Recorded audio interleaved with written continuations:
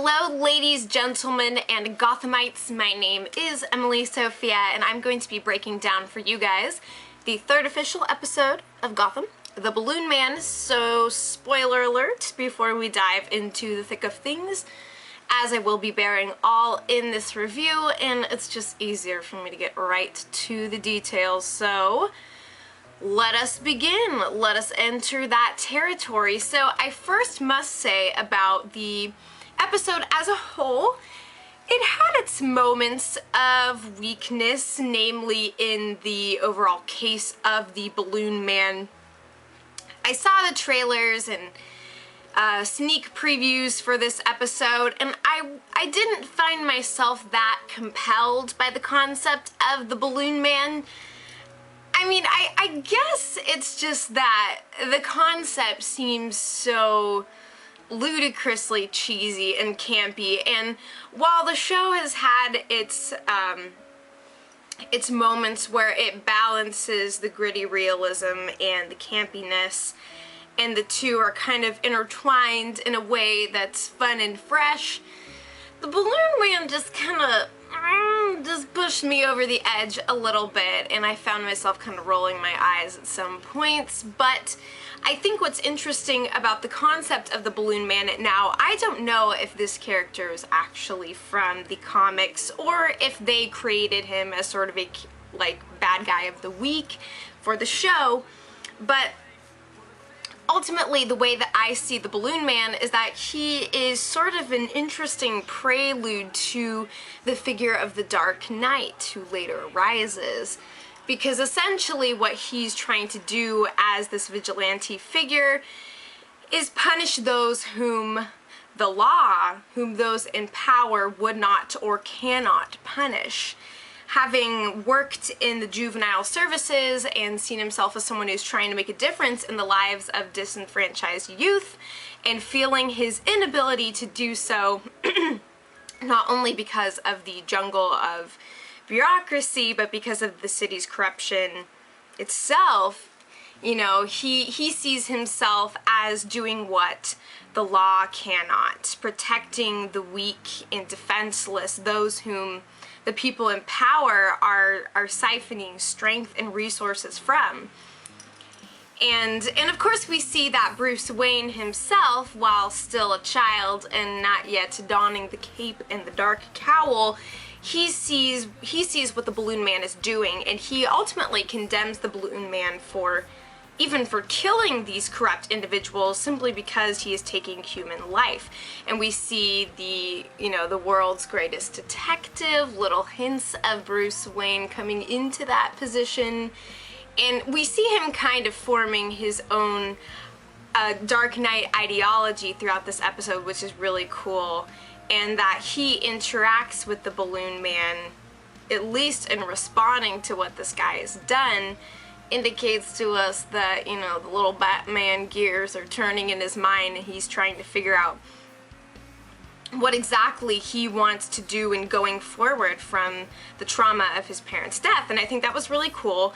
And so I guess in a sense that kind of grounds my perception of the Balloonman. While he's not the most interesting or fabulous or stylish villain, he does serve a certain purpose and the question of who will stand up for Gotham when Gotham cannot stand up for itself, that kind of thing. So anyways, I'm gonna walk through the rest of the episode and give you my reactions and things as we go along.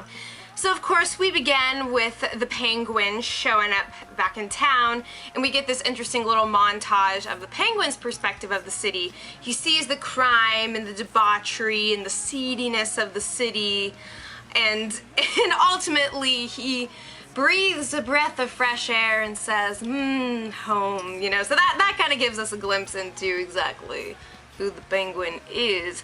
And I have to say that he is still one of the most interesting parts of the show for me, because we really get to see him work his way from the ground up. And as at this point a fledgling crime lord, he really is a fascinating character, because he's willing to do anything and everything to get what he wants, and we still don't quite know what he wants yet. I guess in a broad sense we could kind of define it as, you know, power in the chaotic arena of that is Gotham, but still, what exactly does he want? That remains kind of an elusive point in this character, because essentially all that we really see him do is kill people for ridiculous reasons to get what he wants. He's kind of, while he's keeping his head down and is trying to work his way from the ground up to the pinnacle of the city, it's still like, what exactly is this guy up to? Why is it that he walks in to get a job, he's told that he doesn't have the right shoes, he looks at the shoes of the guy next to him, and then kills the guy for his shoes? You know, like, as far as the investments that he's willing to make in his social ascension, it's really quite crazy the heads that he's willing to step on and the ways in which he is doing the stepping, okay? You know, his boots were made for walking, and that's just what he's gonna do. Anyway, so really interesting and fabulously acted character. I'm very much enjoying the Oswald Cobblepot part of the story. And he's definitely a central piece of things and was, to me, much more compelling than even the Balloonman himself. But that's because I knew that the Balloonman's story was going to run its course within the episode, that it was going to be a single episode arc, and in my mind, when I can tell that's the way that things are going, I just kind of write that stuff off a little bit. I don't know, that's just me. Anyway, so he is back in town. He is single and ready to mingle-ish.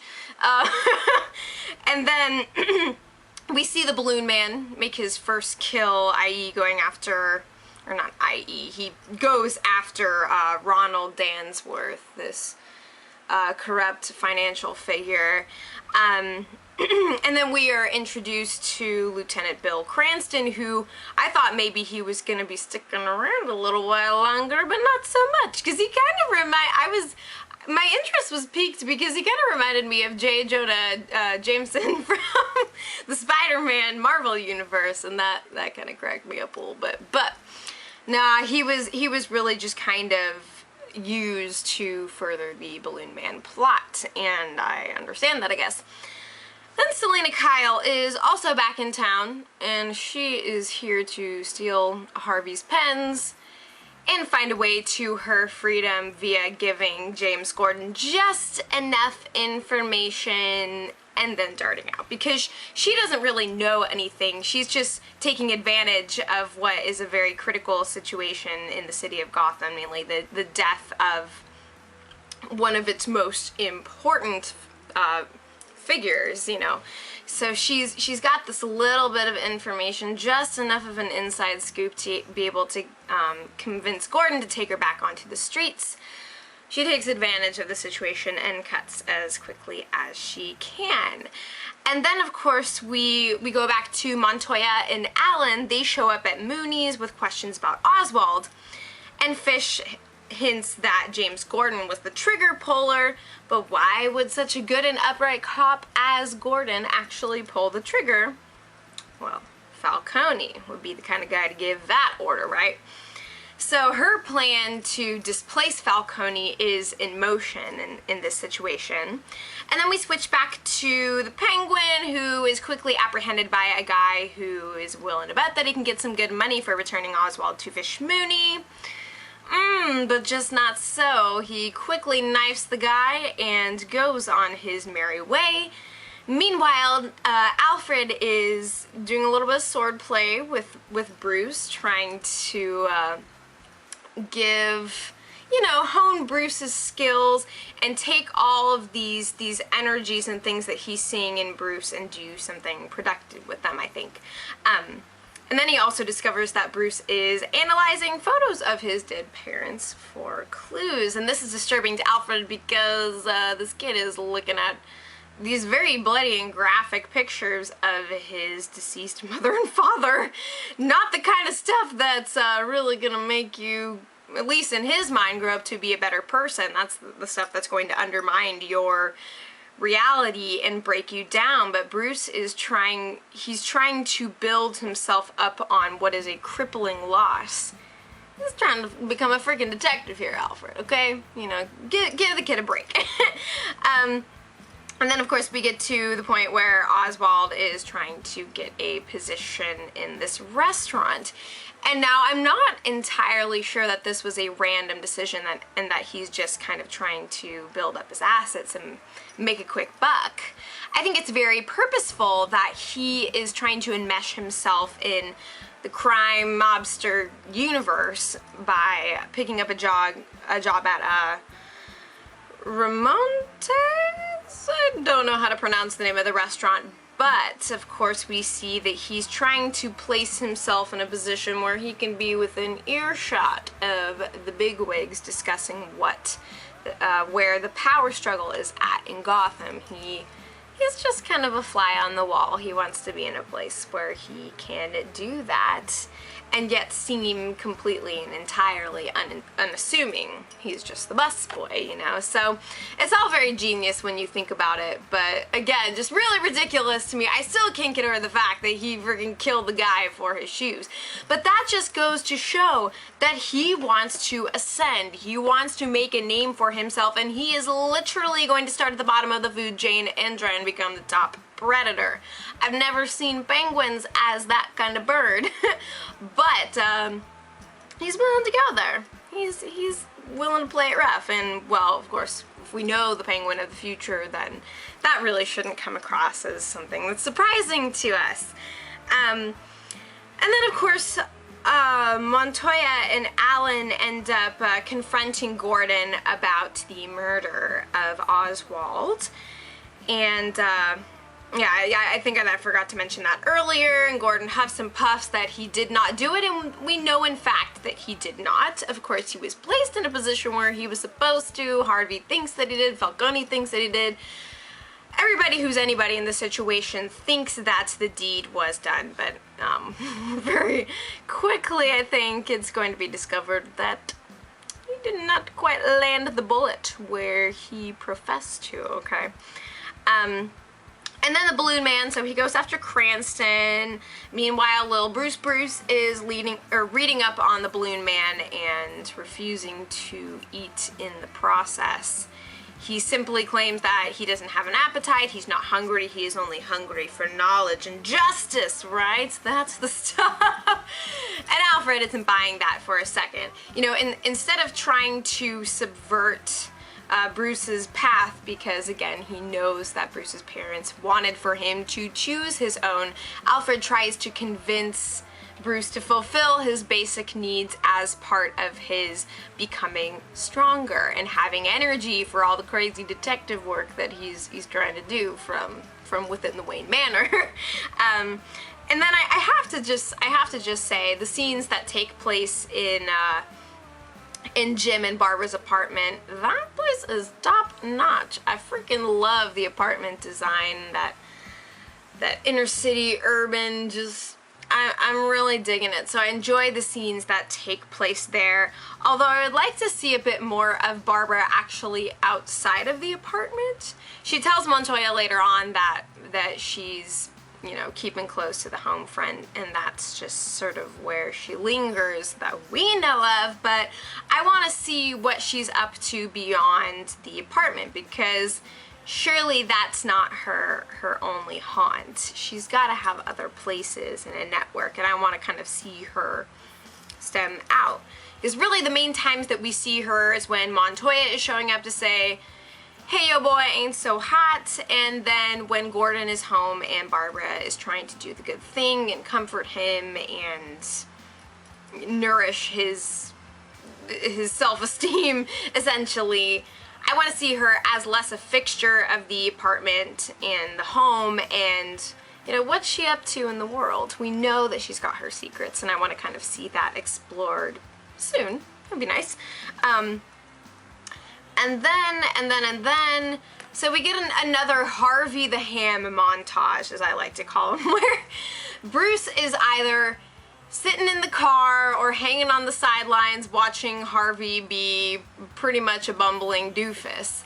Or, I mean, I guess you could argue that Harvey's got his way and his approach to interrogations and getting information and getting shit done, but what's so ridiculous about those Harvey Gordon montages is just the look on Harvey's face is, or not on Harvey's face, on Gordon's face is one of, I'm getting real tired of your business, sir. But what can he do? He's just gonna let Harvey be who he is. He's kind of in a place of being forbearing about Harvey's approach. But it's definitely it reminds me of that True Detective anti-buddy cop dynamic. Definitely seeing that at work with Gordon and Harvey in a sense. And then so switch back to what's going on at the restaurant. We are introduced to Sal Maroni, whom many of you will probably recognize as Angel Batista from Dexter's. I was very, very excited to see him make his debut on the show this week. That was really cool. And he seems to take a liking to Oswald, in fact. He likes that he describes himself as a mama's boy, and he really sells Gotham as this land of opportunity, and we come to discover, of course, that he is a major competitor to Falcone. Maroni probably sees himself as one who is taking advantage of opportunities and weaknesses in Falcone's system to potentially gain more power. And Maroni could definitely be a very powerful ally to Oswald as he ascends. You know, they've got a kind of understanding between them, or so it seems. And then we see Fish Mooney later on order what I assume is the death of Laszlo, and then she orders for Natalia, Falcone's lover, to get roughed up a wee bit. So they're playing this whole game. Then, okay, very, very interesting, very, what is going on with my voice? Very interesting scene with Montoya and Barbara, who I didn't really know that there was a kind of romantic subplot about them, but they definitely have that history, and it became very apparent in this episode. Now, I didn't know that Renee Montoya was actually a pre-existing character in the DC Batman universe, and she later becomes the figure of the Question, not to be confused with the Riddler, but she definitely plays a very integral role in this universe. She was introduced in, I believe, a 1990s comic arc, and yeah, so I didn't know this. I am learning something new every day from this show. I'm always questioning who we're seeing on the screen, where they came from, if I didn't know them previously. So I guess that she's a very potent character there, and hopefully she will continue to be on the rise in the show.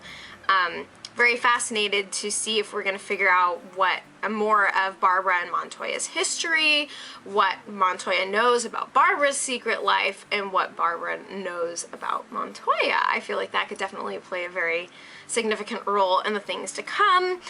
So then we continue to see the unfolding of what's going on with the Balloonman. What goes up must come down. The bodies be dropping from the popped weather balloons. And then ultimately, as the bodies fall, Gordon finds the information he needs to figure out who the killer is. And then we go, yeah, so I think I'm going out of order a wee bit. Yeah, so Harvey and Gordon figure out who the Balloonman is, and essentially when they catch him, he's railing against the institutionalized corruption of the city that takes its strength from the weak and the innocent, whom the Balloonman wanted to help, but feeling powerless to do so in the capacity of a government worker, he decides to go forth and take matters into his own airy hands. Okay. Yeah, so ultimately we see Bruce condemn the Balloonman for his taking of life, and while he finds very compelling what the Balloonman has done in his way of enacting justice, it's not quite for the Dark Knight. He's not going to adopt that philosophy in the days to come. And then Gordon and Barbara discuss what is going on with the city, and Gordon diagnoses Gotham as a whole as sick. And this, of course, is when Oswald reappears, and it becomes apparent that Gordon did not do what he was, the evil act that he was supposed to. Now, I was real scared at that last scene because I don't know when Victor Zsasz is coming into the picture, but I was expecting it to be him.